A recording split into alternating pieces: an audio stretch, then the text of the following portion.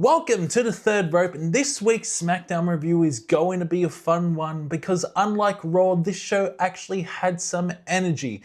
We got some big developments in the US title picture, a chaotic but entertaining women's tag main event, and a Randy Orton promo that might be one of his best in probably over a year.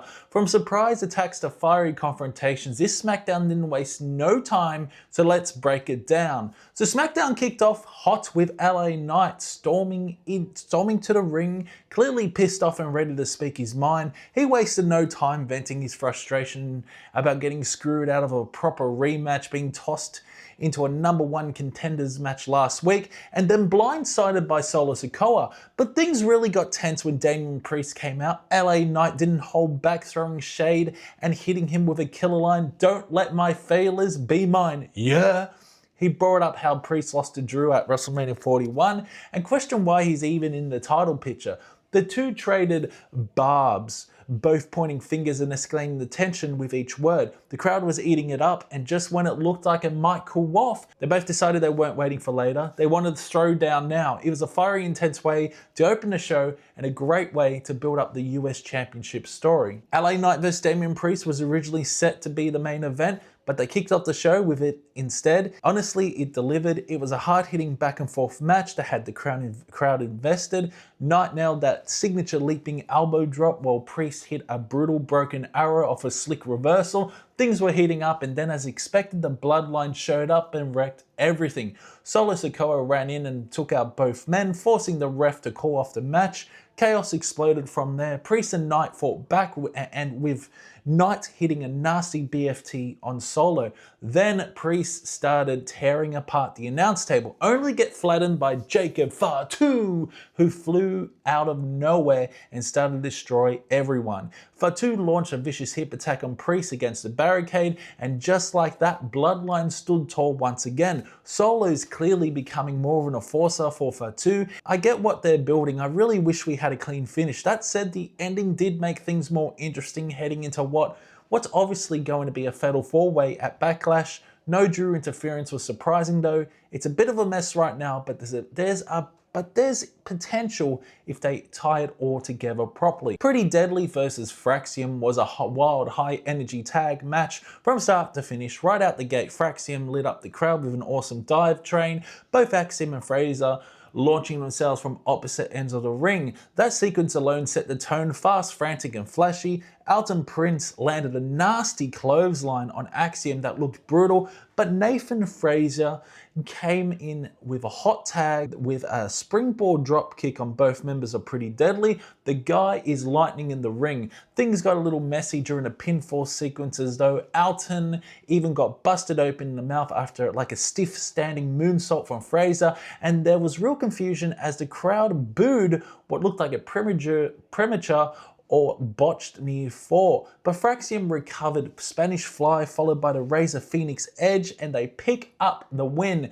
The finish was rough, but the match overall was entertaining and packed with energy. Fraxium are clearly on the rise, and once they iron out a few rough spots, they're going to be a serious force in the tag division. This was very good. So Naomi Jax kicks off with a segment cutting a promo on Tiffany Stratton, and while the delivery was fine, the content was a bit flat. She made it clear she wants her rematch for the Women's Championship, but the energy just wasn't there. Stratton came out, and the two had a quick face-to-face and some back and forth, but again, it didn't quite spark until Naomi showed up. Naomi, as always, brought the fire. She called out Stratton for protecting Nia's title range for months, claiming that she was constantly screwed over in the pursuit of the championship. The segment finally came alive when she brought up Jade Cargill, and right on cue, Jade's music hits and she stormed the ring. Things exploded. Jade attacked Naomi, Stratton attacked Nia, and it broke out in the chaotic brawl. Nick Aldis then stepped in and made it official. Nia Jax and Naomi versus Tiffany Stratton and Jade Cargill in the tag team match in the main event. The segment had its moments, especially Naomi's mic work and the tension between all four women, but ultimately felt more like a placeholder. It didn't push the championship story forward much, it just set up a tag match. Decent, but not game-changing. We got Aleister Black versus The Miz. It was a solid match, though it definitely dragged in the middle. Black controlled most of the first half with some crisp, calculated offense. He looked sharp. The momentum shifted when Carmelo Hayes appeared, distracting Black just long enough for Miz to capitalize and ram him face first into the LED boards at ringside. Miz started to build some steam, even scoring a close near fall after a springboard move, then landing a DDT as the crowd finally started waking up. He followed up with the classic it kicks, but Black just smiled through him, laughing in Miz's face before blasting him with a spinning elbow and a brutal punt kick. The counter reversal sequence that followed left Miz stunned, and then came the Black mass, absolutely vicious and final. Black looked dominant, and even with the Carmelo interference attempt, he stood tall. After the match, Black and Carmelo had a tense face-to-face, clearly setting up their next feud. It wasn't perfect, but it did what it needed to, establishing Aleister Black as a real threat and teasing an intriguing clash between Carmelo Hayes. Zelina Vega, newly won Women's US Champion, was against Piper Niven, who came out flanked by her faction, the Secret Hervis, Alba Fyre and the furious Chelsea Green, both dressed in all black as part of Chelsea's melodramatic mourning period after losing the title last week. The match started with Vega using speed and technique to chip away at Niven, but Piper quickly turned the tide with her brute strength. A nasty senton by Niven had the crowd wincing, and Vega struggled to stay in it, but Zelina picked up with momentum and a sharp knee strike and a slick reversal into a DDT, followed by a top rope moonsault that clearly got the 3 count. The ending sequence was chaotic. Niven went for a cannonball and missed, and Vega nearly hit a 619 from a reversal powerbomb before Chelsea climbed the apron. In a twist, Piper accidentally nailed Chelsea, and Vega used the distraction to roll her up for the surprise win. 1, 2, 3. It wasn't the most energetic match of the night. The crowd didn't fully bite, but the wrestling was pretty solid. Vega came out looking sharp, and the miscommunication sets up tension between Niven and Chelsea Green moving forward. Decent match, smart storytelling. I enjoyed it. Backstage, Nick Aldis made it official. The US Championship will be defended in a fatal 4-way at Backlash. Jacob Fatu, Damian Priest, Drew McIntyre, and LA Knight. No surprises here. It's been building for a couple weeks now with all the chaos, attacks, and near misses. This was only the only logical step forward. Fatu doesn't hold back down for a second, declaring he's going to destroy everyone in his path, while Solo flips out, accusing Aldis of setting Fatu up to fail and trying to rip the title away from him. The tension between Solo and Aldis continues to brew, and now with all 4 contenders locked in, Backlash just got even more explosive. It's the match we all saw coming. Now that it's confirmed, the real chaos begins. So Randy Orton came out and absolutely delivered one of his best promos in probably a year, a cold calculated dismantling of John Cena's legacy. He didn't yell, he didn't rant, he just spoke with venom and truth. Orton said he saw Cena for who he truly was from day one, while it took the fans 2 decades to finally catch on. The way he described Cena as the man who manipulated the PG era to become a corporate superhero, while Orton stayed true to himself. Brutal but spot on. He took it a step further, saying Cena's mission now is to ruin wrestling and erase the Orton name, and he's not going to let that happen. Then came the killer line, I'm going to punt and kick Cena so hard his head will fly off his shoulders, before the 3 most dangerous words in sports entertainment, RKO. This segment was fantastic. Orton just built this match, it really did, and the emotion, the stakes, the venom, it's all there. I'm hyped. Backlash can't come soon enough. Backstage, we got an absolute hilarious segment with R-Truth confronting Randy Orton that it might be one of the funniest things of the night, to be honest. R-Truth in full I want to be like John Cena mode, completely brainwashed by the guy, tells Orton he's going to follow in Cena's footsteps when he grows up, despite the fact that R-Truth is actually older than Cena. The delivery was gold. Orton just stood there in stunned silence like, what the fuck?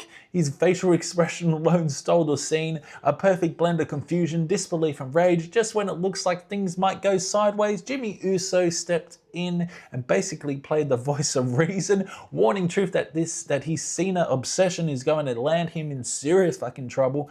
It was perfectly timed comedy segment that gave us a break from all the intensity, and Orton's reaction made it even better. Moments like these are why R-Truth is such a gem in WWE. Now we got Santos Escobar versus Rey Fenix. It was a solid match with a nice blend of storytelling and intensity. It kicked off with a bit of a slugfest. You could feel the tension, especially knowing this stemmed from a backstage confrontation where I think Escobar tried to convince Fenix to ditch Rey Mysterio and join him. Escobar was ruthless early on, yelling throughout the match, trash talking and grinding Fenix down with holds and stiff shots. There was a great moment when Escobar suicide dived straight into Fenix, ramping the pace up. Fenix responded with that signature athleticism, a springboard moonsault that popped the crowd, but didn't keep Escobar down. The best spot came when Escobar kneed Fenix right in the face and Fenix just popped up, no selling, like a man possessed, and blasted him with a kick that laid Santos out. The final sequence was beautiful. A clean reversal, drop kick to the back of the neck, and a springboard meteora for the win for Rey Fenix. Really fun match, great energy, great chemistry, and the story added that extra punch.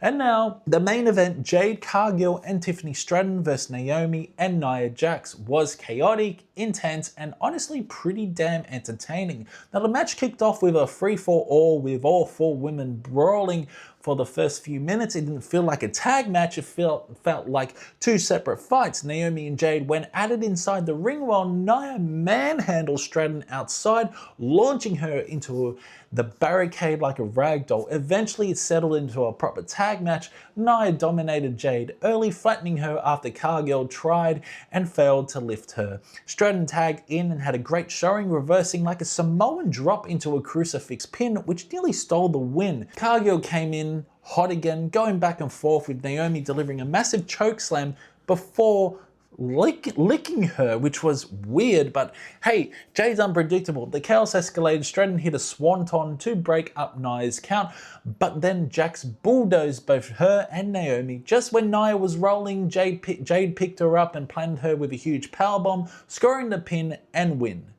Now the post-match was just as important. Stratton and Cargill tugged at the title, tension brewing, but then Naomi took them both out from behind, standing tall with the bout to close the show. It was a strong main event, hard-hitting, messy, but effective storytelling, and it sets the stage for what looks like probably a fatal four-way collision for the Women's Championship. Naomi made her intentions loud and clear. So, in conclusion, this week's SmackDown delivered a solid show, while some segments dragged or lacked direction, like the Nia Jax promo. Most of the night was filled with compelling storytelling, strong in-ring work, and great character development. The Orton promo was fire, the women's tag main event was chaotic but thrilling, and the US Championship picture is shaping up nicely. It wasn't perfect, but it was packed with moments that actually made you want to see what fucking happens next. SmackDown's clearly doing the heavy lifting heading into Backlash. As a fan, that's exciting. And it's way better than having 3 matches like Raw had. Like SmackDown was packed. It had like 6 matches. So yeah, SmackDown is the A show to me at the moment. But yeah, thanks for watching The Third Rope. It's been fun, and I'll see you in the next one.